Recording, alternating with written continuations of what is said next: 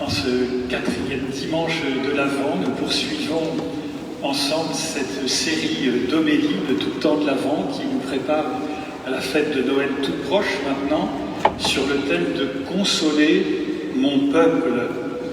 Et nous avons pour cela, vous vous souvenez, repris la vision de notre paroisse qui met l'accent en particulier sur ces trois verbes « accueillir »,« consoler »,« aimer » que nous avons déclinés au cours des 3 derniers dimanches.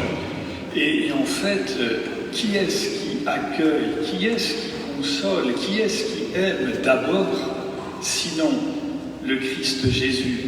Quand il est venu parmi nous, c'était bien pour manifester cela à tous ceux qu'il a approchés. Et aujourd'hui, qu'est-ce qu'il attend de nous?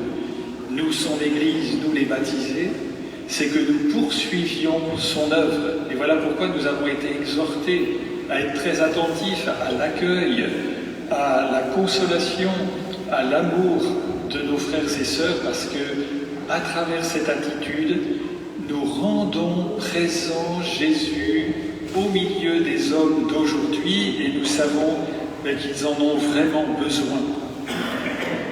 Aujourd'hui, je voudrais insister sur un autre terme de notre vision paroissiale, qui se termine par « dans l'Esprit Saint avec Marie ». Ce qui nous permet d'accueillir, de consoler, d'aimer vraiment, c'est quand on se confie au Saint-Esprit et qu'on demande l'aide de Marie. Parce que vous savez qu'une de nos grandes difficultés, c'est de passer aux actes. Ne pas en rester à des paroles ou à des méditations pieuses. Nous savons que Jésus dit, ce n'est pas ceux qui disent « Seigneur, Seigneur » qui entreront dans le royaume, mais ceux qui font la volonté du Père qui est aux cieux. Qui est-ce qui a mieux fait la volonté du Père que Marie? Eh bien, si nous voulons passer aux actes, il faut sortir de nous-mêmes, sortir de notre confort. Est-ce que nous sommes prêts à cela? Est-ce que vraiment nous le voulons? Et est-ce que nous en prenons les moyens? Et les moyens, c'est le premier, c'est d'abord de prier le Saint-Esprit. Tout à l'heure, dans l'oraison d'ouverture de cette messe, nous avons dit que ta grâce, Seigneur, se répande en nos cœurs. Qu'est-ce que c'est que cette grâce? Sinon celle de la présence du Saint-Esprit qui est venu combler de grâce la Vierge Marie. Et comme elle, nous voulons accueillir le Saint-Esprit et faire cette expérience d'être conduits par le Saint-Esprit. Dans la première lecture, nous avons entendu David, plein de bonnes intentions, alors que maintenant il est installé chez lui, qu'il a bâti son palais, et il veut bâtir un temple à Dieu. Et dans un premier temps, il est encouragé par le prophète Nathan. Mais le Seigneur, lui, ne l'entend pas de cette façon. Il lui fait savoir que c'est lui qui va agir. Et il lui dit, le Seigneur te fait savoir qu'il te fera lui-même une maison. Ta maison et ta royauté subsisteront toujours.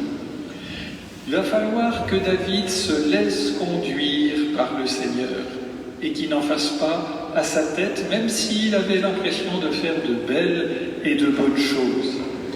Se laisser conduire par l'Esprit Saint, c'est accepter que même quand il y a des bonnes inspirations qui nous viennent, de les discerner et de savoir reconnaître qu'est-ce qui vient vraiment de Dieu.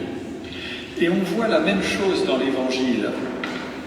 Lorsque l'ange vient lui annoncer qu'elle est comblée de grâce, qu'elle va devenir mère, avez-vous remarqué comment Marie demande « Comment cela va-t-il se faire ?» Elle ne dit pas « Qu'est-ce qu'il faut maintenant que je fasse pour que ta promesse se réalise ?» C'est comme si d'instinct, elle qui est sans péché, elle voulait laisser toute la place au Seigneur et le laisser faire lui seul. Se laisser faire et non pas faire par elle-même. Et la réponse qu'elle reçoit va lui confirmer cette intuition. Car l'ange lui dit, mais en effet, Marie, c'est l'Esprit Saint qui viendra sur toi et la puissance du Très-Haut qui va te prendre sous son ombre. Tout cela, ça va être l'œuvre de l'Esprit. Et la réponse de Marie exprime son consentement parfait à la demande du Seigneur. Elle se laisse faire par la parole reçue, que tout m'advienne selon ta parole. Encore une fois, vous voyez, c'est un passif, elle se laisse faire. Et nous savons que c'est le Saint-Esprit qui agit avec puissance et force en elle. Oui, se laisser faire. En fait, ça veut dire laisser Jésus venir dans nos vies, comme ça a été le cas par excellence pour Marie. C'est faire cette expérience à l'occasion de Noël de l'action du Seigneur dans nos vies, de sa présence dans nos vies. C'est vrai qu'il y a une décision à prendre pour chacun et elle dépend pleinement de nous, cette décision de répondre à l'attente du Seigneur, à sa volonté. Mais une fois qu'on a pris la décision, eh bien, il faut lui faire confiance et lui demander de venir à notre aide et d'agir pour nous. Vous avez quelqu'un qui a bien témoigné de ça dans la vie de l'Église, c'est Sainte Thérèse d'Avila, qui disait « Je ne sais pas pourquoi on m'appelle fondatrice », elle qui avait refondé le Carmel et implanté un tas de monastères en Espagne. « Je ne sais pas pourquoi on m'appelle fondatrice, puisque c'est Dieu qui a fondé ces maisons, et non pas moi. » Et elle ajoutait « Thérèse et 3 ducats, ce n'est rien. » Elle n'avait jamais de sous pour fonder ces nouveaux monastères. Mais Thérèse, 3 ducats et Dieu, c'est capable de tout. Et l'histoire l'a montré avec la réforme qu'elle a pu mener à bien d'une manière merveilleuse, en ne s'appuyant pas sur ses forces, mais en se laissant faire. Mais je pense aussi à une personne qui avait été très blessée par le comportement d'un ami à son égard, et qui commençait à être rempli de ressentiments, qui commençait à ressasser reproches, accusations, et qui se met à prier, qui dans la prière comprend qu'il faut qu'elle s'adresse au Saint-Esprit et qu'elle lui demande de changer ses sentiments, et qui me témoignait de cette paix et cette bienveillance incroyable qui l'ont alors envahi, et à celui à qui elle en voulait terriblement un instant avant, eh bien voilà qu'elle était remplie pour lui des intentions de bénédiction et de bienveillance dont elle mesurait bien que ça venait pas d'elle, que c'était l'œuvre de Dieu en elle. Je pense aussi personnellement parfois à des rencontres un petit peu difficiles que je pouvais redouter parce que le sujet qu'on doit aborder, c'est pas si simple à exprimer à l'autre, ça risque de susciter des incompréhensions ou de la colère, et que quand je me suis confié vraiment au Saint-Esprit, eh bien il conduit les choses, il apaise, il réconcilie, il permet une vraie écoute, et puis il montre que ce qu'on redoutait, eh bien ça a pu se passer paisiblement.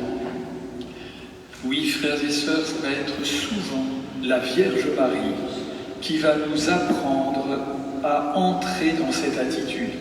Et parfois le chapelet, ça peut nous y aider, ou simplement de l'invoquer. Et nous voyons, parce qu'elle est complètement accueillante au Saint-Esprit, et bien qu'elle nous apprend à faire de même. Alors le challenge pour nous d'ici Noël, c'est de vivre ces quelques jours qui restent avec la Vierge Marie et d'invoquer avec elle la force du Saint-Esprit. Est-ce que nous avons le désir de vivre un Noël autrement et pas simplement à cause de la Covid qui nous oblige à le vivre autrement? mais à le vivre autrement en laissant Jésus vraiment venir dans nos vies. Et pour ça, des tas de petites choses concrètes peuvent nous y aider. On a déjà insisté sur le fait d'inviter à une de nos célébrations de Noël ou à suivre les célébrations sur Facebook ou YouTube. Ça peut être de faire un vrai geste de partage avec des plus pauvres, de visiter une personne seule, de poser un geste de réconciliation ou soi-même de faire des premiers pas. Ça peut être de pardonner à une personne qui nous a blessés, de vivre le sacrement du pardon, surtout s'il y a longtemps qu'on ne l'a pas fait, parce que c'est un bon moyen d'expérimenter Jésus sauveur. Jésus, c'est son nom, il sauve. Et le pardon, le sacrement du pardon, nous en fait faire l'expérience. Ça peut être de poser un acte d'humilité à l'image de Jésus qui s'abaisse pour se faire homme et qui trouve sa joie à se faire serviteur. Ça peut être tenir des propos positifs, mettre en relief ce qui est beau et bon autour de nous. N'hésitez pas à dire des paroles qui réconfortent, qui encouragent, qui font du bien, qui mettent en valeur les qualités des personnes. N'hésitez pas à remercier autour de vous pour tout ce que les autres vous apportent et puis le bien qu'ils vous font, ou encore toute autre inspiration que l'Esprit vous suggérera. Voilà des petites attitudes, toutes simples, dans le quotidien, qui peuvent nous aider à nous préparer à la venue de Jésus au milieu de nous, de le découvrir à nos côtés, dans nos vies, et puis à l'œuvre, à travers nous. On sait bien que c'est jamais fini, cet accueil du Seigneur. Il faut nous laisser faire et ne pas se tromper. Ce n'est pas toi qui fais des choses pour le Seigneur, c'est lui qui agit pour toi. Et quelle joie alors quand on fait cette expérience.